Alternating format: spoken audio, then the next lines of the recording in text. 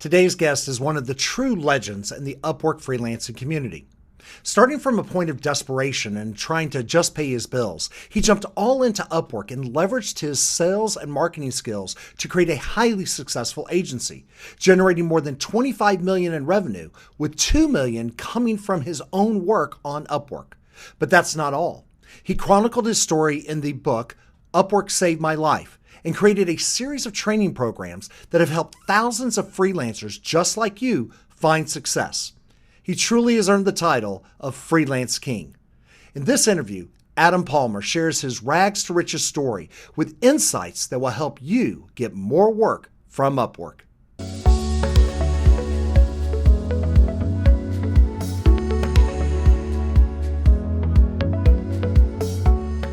Adam, thank you so much for taking the time. I'm excited to talk to you. Thanks, everyone. Awesome to be here. Well, let's start off on your journey. So obviously you are well-known in the Upwork space. You've made over $2 million from Upwork. You have a great community of people that follow you online. You've written this amazing book that literally says Upwork Saved My Life. So let's get to the heart of it. How did Upwork save your life? Well, I think the more I freelance, the more I hear this same story where we're in a place where we could barely afford bills, and I had just gotten laid off, and I was applying for jobs, and I don't know, it didn't click with being an employee. I had just kind of gone off of 2 entrepreneurship endeavors, and then I was working with a buddy, and it just didn't work out, and it was time to like face the music and like get a job. And I was probably a couple weeks away from like running out of unemployment from that last job, and my place was about to get bulldozed because they were putting up these new high rises, and I was only on this like month-to-month lease, and I knew that was over. And I just met this girl, and she lived in Europe actually, and I had to afford plane tickets somehow. I was also in debt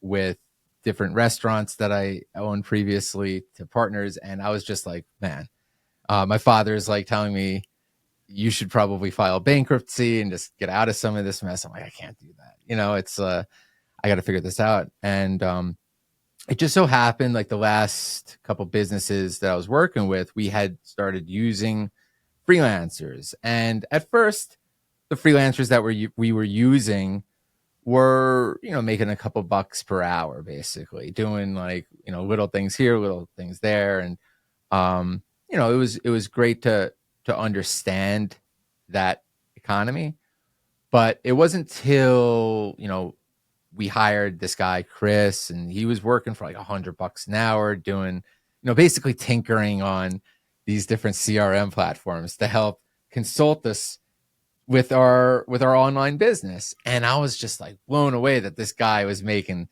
this much money. So fast forward, I learned a lot what Chris was doing. I applied it towards a lot of skills that I had stacked up over my time as being, like kind of like a self-starter, because you learn a lot of digital marketing and this, like that. So started connecting the dots a lot with digital automation and these types of things, and how to use those types of platforms that Chris was using, like Infusionsoft and MailChimp, like Constant Contact, Get Response, like these types of email marketing automation platforms that helped businesses make money. So essentially, this was like the engine to their business, right?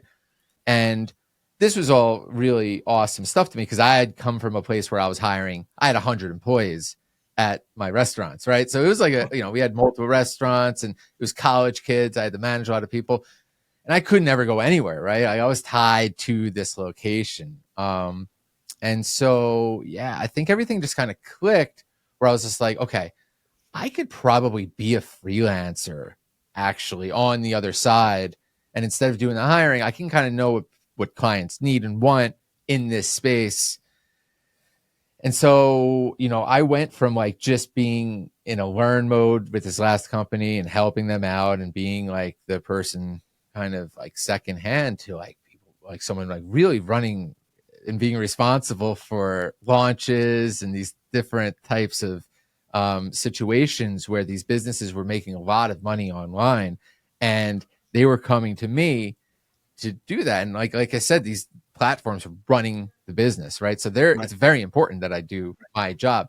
And I just learned quickly that like the more social proof I could get on this system, the more authority I could build in this system, the more you could leverage that and gamify this into like something more than a career. Because at first I was just like, I need to make some scratch to be able to get the, not sleep in a car, not go bankrupt, and maybe get a plane ticket, right? Like, and then figure out the rest of it later.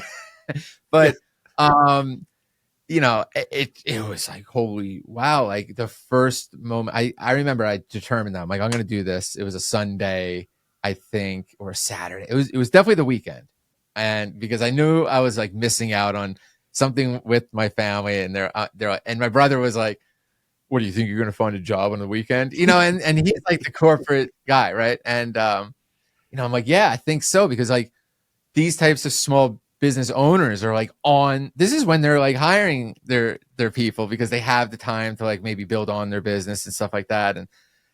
And so, yeah, I took the time to write down everything I knew and did in the platforms that were, I was familiar with, and ranging along, like very eclectic. I know a lot of people want to be laser focused, but I explained, I'm a pretty eclectic guy, maybe call it ADHD, but like I know this platform, that platform, why it's there, and all the different angles, and why these different dots can all connect. And so, yeah, just that credibility and social proof. But anyway, yeah, that Sunday or Saturday, I made the profile, made a video, just was determined, had that determined look on your face. Like I just made up my mind, like, okay, let's do this. And then I got my first job. It was like $45. It was small. And yeah, and it was for this guy, Brian, who had this like PE, private equity business, and he was also an accountant. And so so I quickly learned like he needed a little bit of this and he needed a little bit of that. I'm like editing some videos. I'm like, helping him with copywriting. I'm also helping him strategize. And so that $45 gig that took me probably 30 minutes, he gave me a great review, but he also hired me for $45 an hour. So I got both things after that. I got credibility, and then it was like, wow, you can turn your laptop into a ATM machine by just like turning on the client and hitting on, and like you're working and you're getting a screenshot, and that screenshot means money. And a lot of people are like, oh my God, you're taking a picture of my computer. Like, take a picture of my computer, take a picture of whatever you want. Like I'm working from wherever, like go ahead. And like every time that camera sound went, I was like, wow, that's like $45 an hour divided by, whatever, like 6, right? So it gamified it to me. So it was just like, do a good job, get a good review, give yourself a raise. Yep. And a lot of times that what was required of me was upskilling and learning a new platform and getting ahead of the curve, because what you knew 5-10 years ago may not be something that is in demand by clients. So I think my whole thing was staying, keeping my ear to the pavement, knowing what's new, and knowing how to apply that towards my clients. So whether, 4 years ago that was like chatbots, whether, 10 years ago it was automate, or 8 years ago it was like email automation. Now it's AI. I don't suggest to anyone just get stuck in what you knew yesterday or what you are today. And I think that's what people really need to drop from themselves, are like these labels of who they are, when they can really be a lot of different things, especially in the face of AI, because what you lack, I think, before, you can make up with in prompts, and just like, you can really tie it all together. I'm not saying it's, just like you can't stand on crutches, right? Fully. They're not meant to do that, but they can support in different ligaments that aren't, fully with you. But I think the idea too is like grow the muscle around that. What can you learn that is in your skill set that you can apply? So that's my forte. Upskill, stay in demand, and be someone of value. Gotcha. So let's kind of go through your journey a little bit more, because as you stated, you kind of went through the early phase that so many Upwork freelancers went through. Started small, sure. You started building up, but you actually took it to the next level. And I want to talk about that transition a little bit, because as you know, there are many types of freelancers that just dabble on the side. But then there are freelancers like yourself, the freelancer king, if you will, who said, no, I am going to be all in on this. This is going to be my career, not only on the education side, but also as a job. I am going to do freelancing work, and I'm not just going to supplement my income. I'm going to make this my primary job. So can you talk to our audience a little bit about that mindset? What were the factors that led into it? What was that transition step, and what was it like for you? Sure. Yeah. Like I said, that transition step happened early on. I think you're shooting yourself in the foot by putting your toe in the water, I guess, because you're not going to get what you're searching for that way. You're just going to get frustrated and spend a lot of money these days. Connects are expensive, biddings and boostings is expensive. So yeah, I think the determination to burn the boats, and just invade the island of freelancing, that needs to be something like, okay, I'm going to take a job, really, because it has to be all in. Because no client, no stranger online is going to give you money unless you're all in, because it's all about them.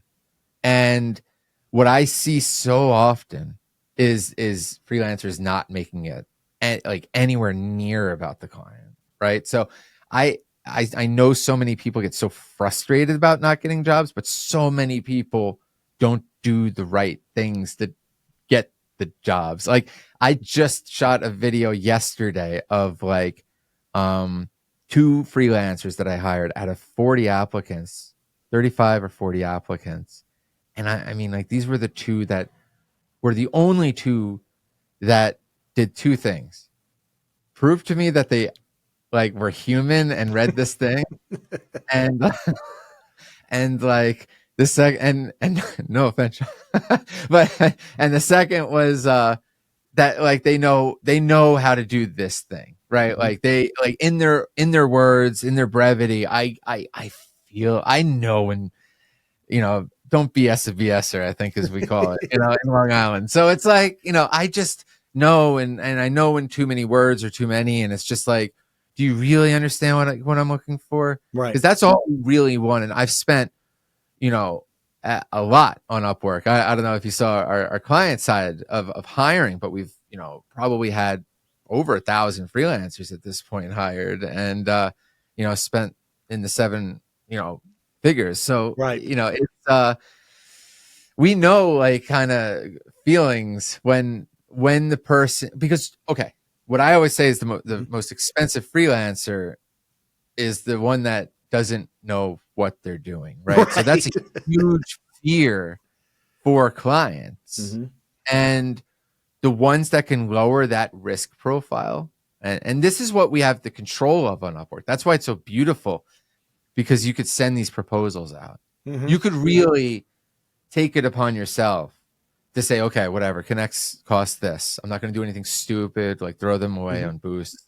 But I'm going to say every job that I apply for, I'm going to like really concentrate and show this person that I know how to solve this problem for them. Really, like I could do this for them. Because if you can emphasize that, like that time save and risk profile, that we know that like we're not going to just on a client side throw money away, because freelancers never think about that. Like they don't think that, like they think clients are these rich people that like just whatever. But like, it's not even about the money. It's about the time. Like, because we want to be able to know that like, they're not the only freelancer going on, probably, and like there's other things going on, and them getting stuck, not really understanding the project, kind of learning on the fly. Sure. It's tough. So if we feel it's going to be that way, we say no quickly and then say yes to.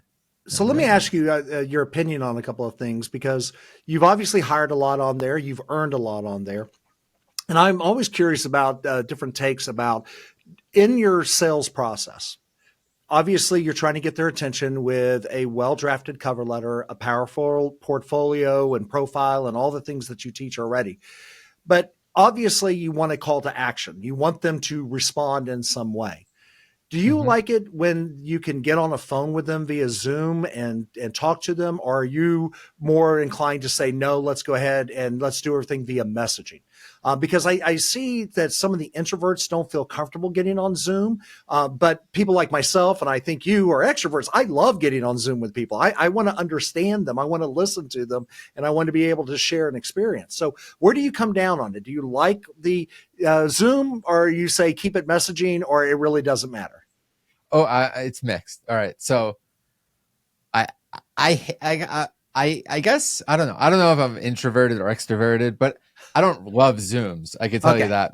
So Okay. So maybe I'm the only one. yeah, no, if I could avoid Zooms, I would put Zooms into a trash can and light them on fire There you for go. 90% of the time. I'm kind of old school. Like I don't mind. So okay, but my call to action has to kind of be like talk to me because I'm charging $750 an hour at this point. Right. So it's like I wish I could phone that in or do something a little more automated in that series. But as far as Upwork goes, at this point, most of the leads are coming in my direction that are warm and Mhm. hot. Like those are the ones that I like, and they're willing to do that because they know they're going to get a return. So my flow is a little different, but I do think that I think getting on a phone call or communicating them with is a good idea. I'm sorry that the only method for that currently is Zoom because I used to like, to be honest, on Upwork when they had the phone thing and you could Mhm. just call people because that's the way I am. Like I'm working with like 15 different things, but sure, if you want to call me, like I'll just pause it and then we'll talk real quickly because it's worth that lead. I kind of hate the way it is now in my life where I look at my calendar and I just feel like I have nothing. You know what I mean? Like it's just sopped up. Sure. So it's different because I used to put I don't know, maybe this is better. But I for my line of work, I kind of need to hop on. There are project because I have the whole agency side Mhm. too. Now those there could be a task that comes down the pipe. Maybe it's ad buying, maybe it's design work, video stuff. Like we have different departments that perhaps I could sub out to if they do come to me because I'm not going to charge them my price to do something that one of my guys can do that's a Sure. lot cheaper. And I don't really want to do that kind of work anyway, really, just because I just don't have the time to just get my hands dirty with like Right. the build side of the business anymore. But when I was starting out, I just made whatever time was humanly available to do whatever it took to get out of my hole and then beyond, So, Yeah. again, if we're just talking like starting out and things like that, I do think that like you should be charging a rate that makes you excited and want to be that type of person because I always hear like, oh, don't trade your time for money and this like that. But like that just means you're not like excited about the trade, right? But if you Right. were a little more excited about the trade, I think you'd look at it differently. And Sure. I think that early on, it's going to be tough to look at passive income options, and you could do that stuff off the backside. And I definitely don't. If anybody's listening, I don't suggest you arbitrage talent early on because it's kind of like a McDonald's owner. Like they make you as a franchise owner sweep the parking lot Right. first. Like you gotta cook all the fries and everything like that. Like the only reason I even attempt to sub out is because I could grab the wheel and probably drive it better than most of my team, Sure. right? Like if I had to. And that's the only reason it works, I think. So again, it always goes back to the upskilling. Like you gotta project greatness if you want the jobs these days because there's like 30 other people Yeah. that do the same thing that you're doing and have a stacked profile. So, how do you feel about the number of proposals that you should be sending out? And it's interesting because a lot of the complaints that I've heard about Upwork is that now they're charging connects for everything, which I have a whole series about the fact that connects are just a cost of doing business and actually are a lot cheaper than if you tried to buy Google ads for the same service. But Right. how do you feel about the proposal process in general, especially as you're transitioning and moving up? Should you be sending a lot more out, or should you just be saying, no, I'm going to put everything to boosting my profile? Talk to me a little bit about the proposal process, because like you, we've hired developers and using the Upwork platform. Of course, we sell development services as well. But, when hiring developers, it's not uncommon for us to get 80 to 100 applicants easily, and sometimes within minutes. It's crazy.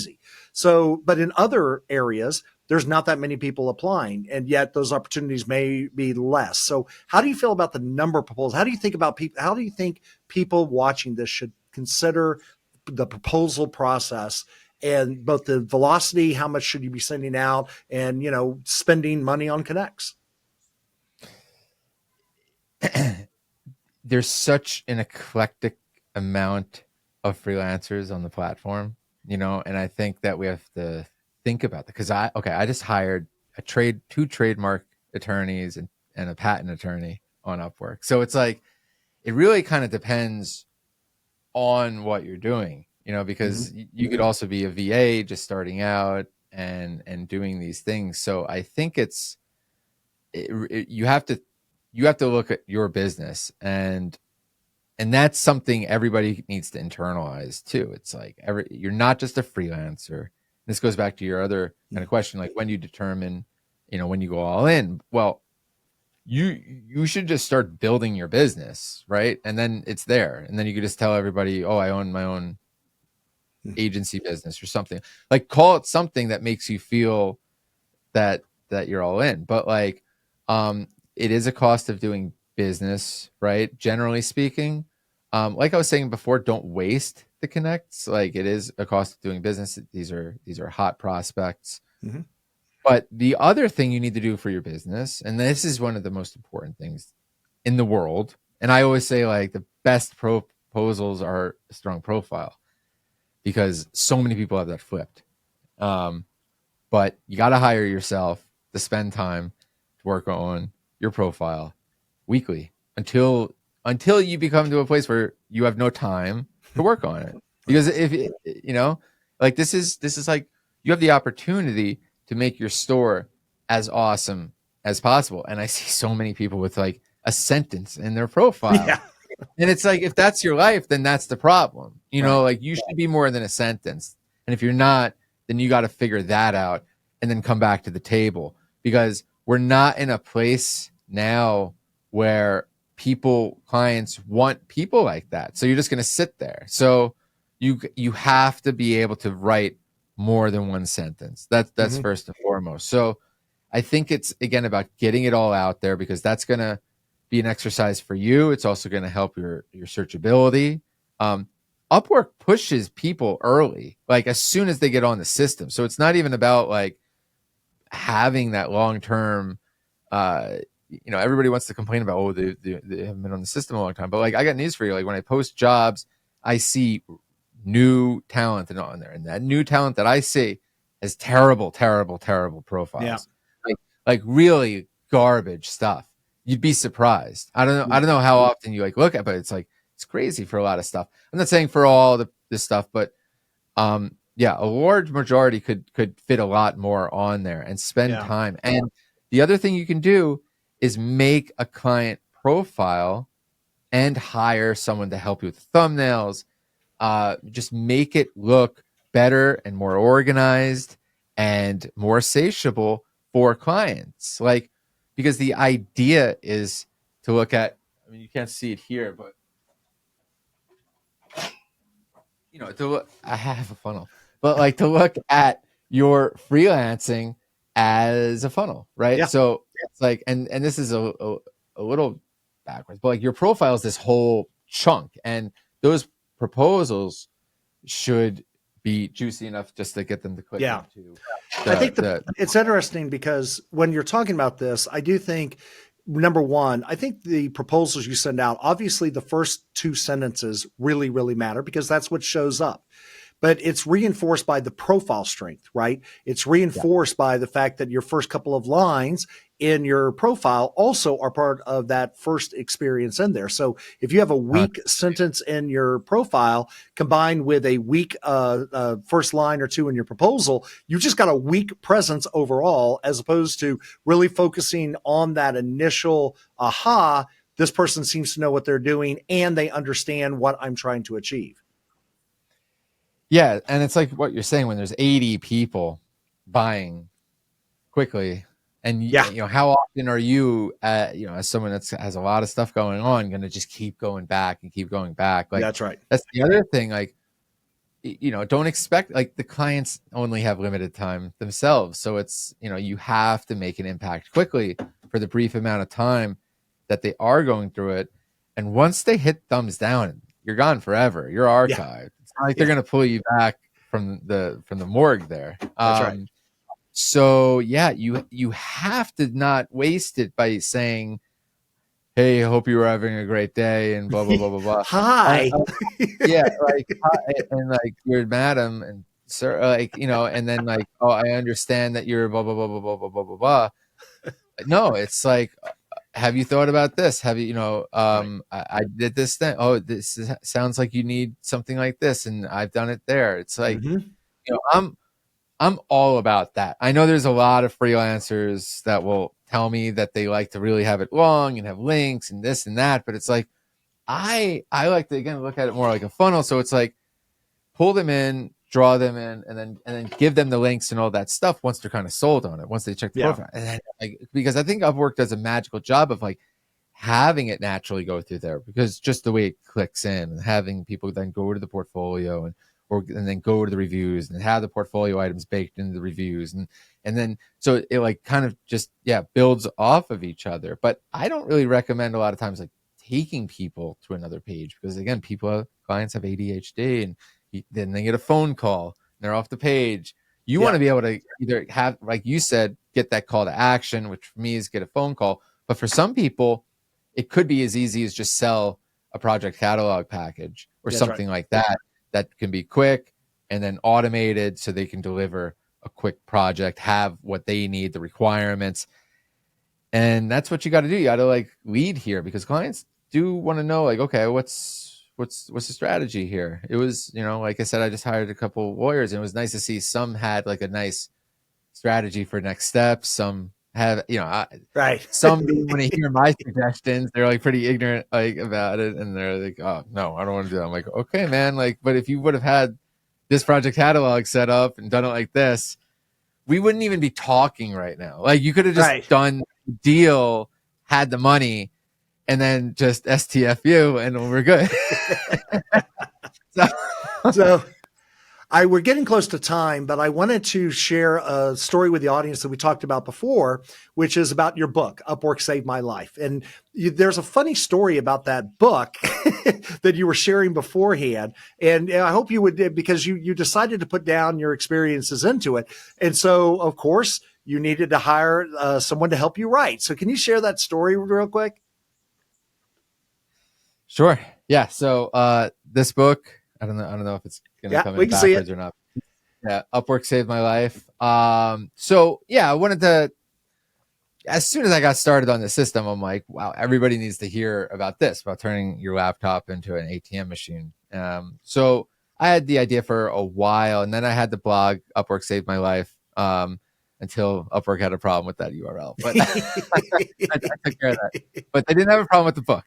So I was happy about that. But yeah, writing a book is tough, and you know, and I wanted some help with someone that probably is more grammatically correct than I am, and could cross the T's and dot the I's here. And where did I go for it? Upwork, of course. And she was awesome. You know, it was one of my best hires, and I think it was like 50 or 60 an hour I had originally hired her for. And then we also hired the person that did the art, the person that did the last editing. Everybody was on Upwork. So it was like I totally ate my dog food here. But the funny thing is I want to make a second one about the agency and the whole agency life, and talk about that and make it more about what happens after you kind of get your freelancing career going. And I go back to her and I'm like, all right, Dominique, that's her name. I'm like, Dominique, like, what do you think? Can we do this? And she's like, well, Adam, now I'm kind of starting my projects out with like a $50,000 retainer. I'm like, Dominique, there's no way. There's no way I broke even from the last book. I'm not even trying to like. I'm not gonna make like a $50,000 donation. I can't do that. So if anyone out there is listening and they ghostwrite, like I can't afford my old ghostwriter because she read my book and got too successful. Exactly. It's your fault, Adam. It's your fault. You trained them to do it. So speaking of, let's talk about, because I do want to kind of end, you have some amazing material out there. So would you kind of share some of the things that you have out there for our audience that they can consume? Because you have both an agency, which is Automatic Scale, I believe, or Automate Scale. And then, of course, you have all your work out there. So where can people go? Where do you want people to go and engage with you? Sure. If there's any clients out there, we have Automate Scale, which is like a full service digital marketing agency. We concentrate on funnels and automation, AI, that kind of jazz. And then I would assume most of the people out there are freelancers, and we have a lot of different resources available at freelanceking.com. There's a bunch of free tools that you can download the book if you want in PDF. And we're also growing this great community right now at theonlineworker.com, where we're basically putting together these different communities. We have our courses all on there. I'm going to have different content creators do individual courses about little subcategories like WordPress and this and that. So it should be a great place to learn how to upskill and meet other freelancers, share resources. That's kind of independent from some of the platforms themselves, because I think it's important that we all are able to find each other and support each other, because we're all kind of lone wolves and like individuals as freelancers, but there's a lot of us out there, and I think it's an important career choice, and I think it's helpful to have like-minded people that are able to share and grow together. Absolutely. And I'll put links in the show notes to this video so you can find everything that Adam is doing. Adam, I can't thank you enough for your time. I know you are overseas. You are the freelancer extraordinaire. Can you share with our audience where you are right now? Oh, I can't disclose that right now, but I will just say that Adam is a world traveler. I will say that. And he actually has built the lifestyle that I hope so many others will emulate, which is the freedom to control your destiny. And tools like Upwork are absolutely a place to be, especially with guidance from people like Adam Palmer, the freelance king. Adam, thank you again for being on the show, man. Thank you, Sean. It was really nice to talk to you. Thank you for watching the video. And if you're not already subscribed, please go ahead and subscribe to our channel here. More importantly, if you found it useful, please share it with your friends. And one more thing, if you're looking for some great tools to help you succeed on Upwork, go check out Pouncer.ai. We think you'll like it.